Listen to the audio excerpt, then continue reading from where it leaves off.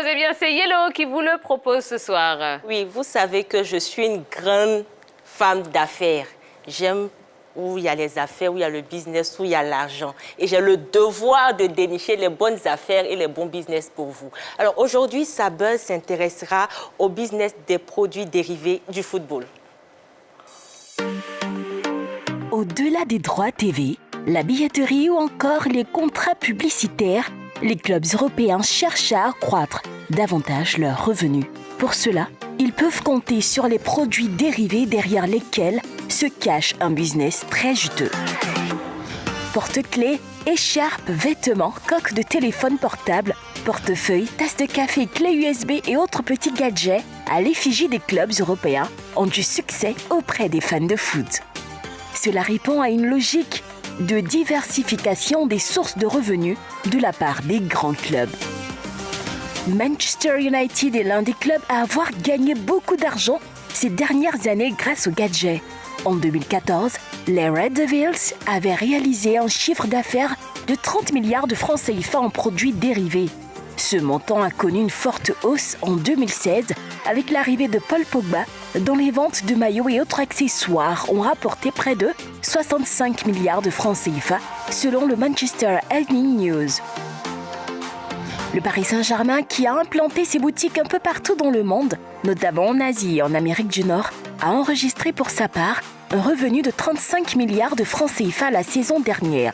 D'excellents résultats étroitement liés à l'arrivée au cours de l'été 2017 de Kylian Mbappé et de Neymar.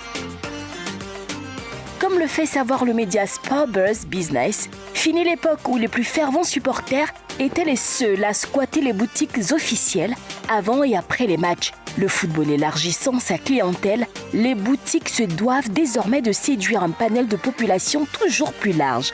Les femmes sont ainsi devenues une cible prioritaire pour les clubs, tout comme les familles visées via le développement de gammes spécifiques.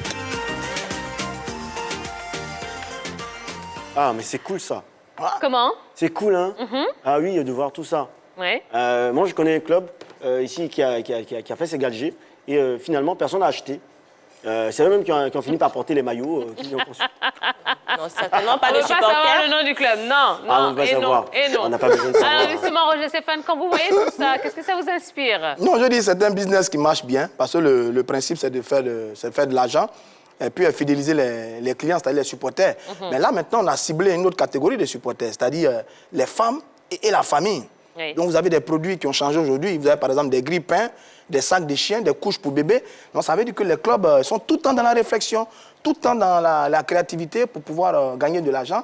Avant, c'était quoi? Les écharpes, les drapeaux, les maillots. Mais là, maintenant, il y a une variété de produits.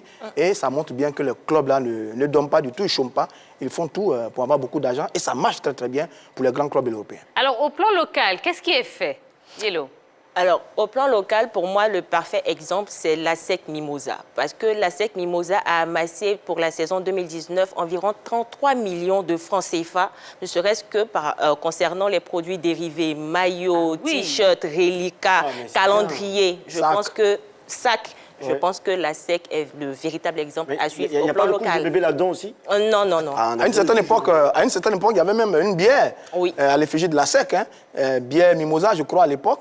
Ça marchait très bien à l'époque parce que bon, les supporters, tout le monde était un peu mobilisé autour de nos deux géants, la SEC et l'Africa.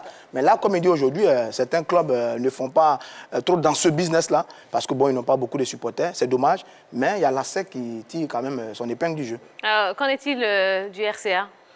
Dès que nous, le RCA, on portait des maillots d'une marque étrangère.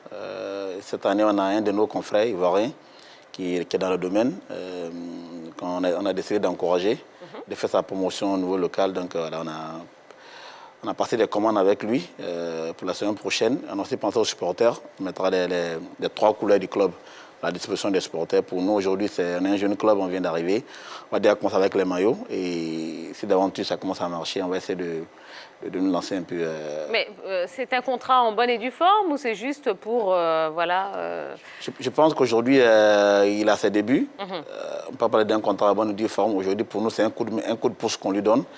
pour pouvoir lui permettre de se faire connaître. Et je pense qu'au fil du temps, il y a des choses qui seront faites de façon normale et logique. Non, je veux dire, ça marche bien quand les clubs font rêver. Vous savez, le club fait rêver, les joueurs font rêver. Donc, les produits marchent bien quand le club fait de bons résultats. Mais sinon, en dehors de ça, c'est compliqué. Je pense que le RCA, c'est encore une équipe jeune qui a le temps de bâtir, de construire sa réputation, son histoire. Et puis après, ça va marcher bien. Parce qu'il faut savoir que nous, à une certaine époque, on faisait tout pour avoir les maillots de Lago Patrice, ancien défenseur de l'Africa Sport d'Abidjan, ou encore de Magui Serge-Alain. Et puis, bon, voilà. Mais aujourd'hui, bon, quel maillot vous allez avoir au plan local, quel joueur fait rêver, c'est un peu dommage. Mais c'est un bon business sur lequel tous les clubs doivent communiquer, travailler, réfléchir, parce que ça rapporte beaucoup d'argent. Tous les clubs professionnels, parce que c'est à cela aussi que nous emmène le football moderne. Il ne faudrait pas seulement compter sur la subvention et se plaindre pour dire que la subvention ne nous suffit pas. Il faudrait chercher d'autres moyens pour pouvoir avoir l'argent, pour pouvoir soutenir la caisse du club. Mais on imagine quand même qu'avec ce titre de champion de Côte d'Ivoire, la vision est différente et la vision va encore plus loin que celle que vous aviez lors de cette saison, Prési. Moi, je pense qu'avec même l'arrivée déjà de nos partenaires de l'OGC Nice via le groupe Ineos, la vision est en train de changer. Le RCA est connu et en Côte d'Ivoire et en Europe. La preuve, via Norsac, on a été félicité sur le compte Twitter, sur le site internet du club de l'OGC Nice. Il faut dire que beaucoup de choses commencent à bouger. Au plan local, beaucoup d'entre ne savaient pas que le RCA était de Yopougon. Je pense que petit à petit, avec les différents commentaires de part et d'autre, la population commence déjà à se mettre autour du club. Je les appelle tous les jours, des supporters qui veulent se constituer en comité, chose qu'on encourage déjà. Donc avec la parade qu'on fera, je pense qu'on va essayer de gagner un peu le cœur de tout le monde pour permettre justement à ces produits dérivés de prendre la valeur et puis pouvoir apporter un peu de fonds dans la caisse du club. Est-ce que le RCA compte concevoir des poupées pour filles? Des poupées à l'effigie du RCA, des poupées RCA pour les filles, pour les petites filles là. Je pense que ça viendra. Je pense qu'à l'heure d'aujourd'hui, il y a beaucoup de choses à faire. Il y a même des couches pour bébés. Pourquoi ne pas y penser? Tiens, je vais vous faire une confidence. Je suis preneur en ce moment du maillot de Samabo Dominique, l'ancien défenseur de la SEC Mimosa, jeune prodige qui a été champion d'Afrique en 92. J'aimerais bien avoir ce maillot parce que c'était un vrai guerrier sur le terrain. Samabo Dominique. Oui. Comme ça. Vous passez vos petites commandes comme ça. Voilà, comme ça en direct. Vous êtes bien, mais ça va. Bien malin, moi. Alors, ce titre de champion, est-ce qu'il va accélérer la construction de votre club? Parce qu'on a vu ici, sur le plateau de la Grande Team, par exemple, les infrastructures du FC San Pedro. Qu'est-ce qu'il en est pour le RCA? Il faut dire qu'à ce niveau, on est très avancé. Comme je disais tantôt, on a déjà acquis près de 15 hectares.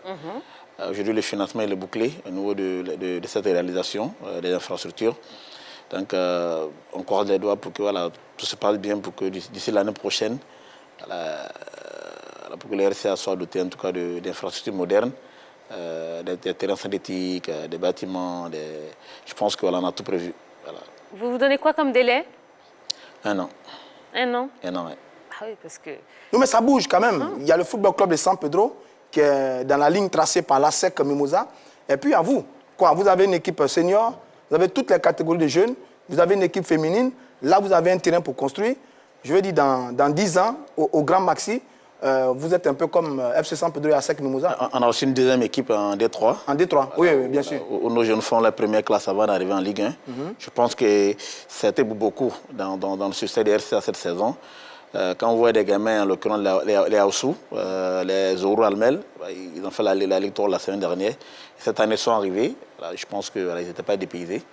Ils ont pris la mesure de la chose en Ligue 3 et arrivés en Ligue 1, ils sont adaptés facilement. Mais et l'autre équipe qui est en Ligue 3 là, si tout à l'heure ils montent en Ligue 1, vous faites comment? Je pense que faire monter 2 équipes en Ligue 1, je pense que c'est interdit. Pas supporté. C'est un budget énorme que aujourd'hui. Oui, mais c'est même interdit, il ne faut pas avoir 2 équipes dans la même ligue. Je pense que 2 personnes ne peuvent pas avoir la même équipe, mais je pense que 2 différentes personnes peuvent l'avoir. Oui, c'est possible. Mais pour nous, aujourd'hui, ce n'est pas l'objectif. Pas l'objectif. D'accord, très bien. Allez, si vous avez des questions à poser à notre invité de ce soir, le président du Racing Club d'Abidjan, nouveau champion de Côte d'Ivoire, eh bien, vous pouvez le faire sur la page Facebook de la 3. Et vous pouvez interagir avec nous. Vous pouvez nous envoyer un maximum de commentaires concernant les différents sujets. Je vous rappelle que dans un instant, il y aura le débat. On va faire le bilan de la saison 2019-2020. Et puis, on va remercier Jojo, qui va va céder sa place à Henri Jo qui entrera juste après la pub. Alors ne bougez pas, on revient juste après ça.